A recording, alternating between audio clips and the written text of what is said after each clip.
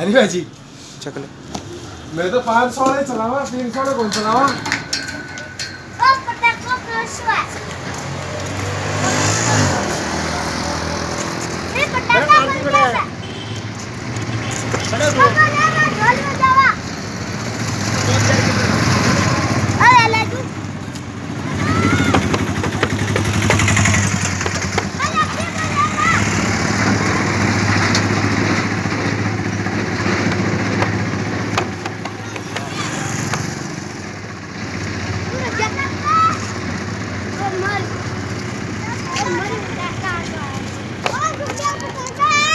मरन दे मैं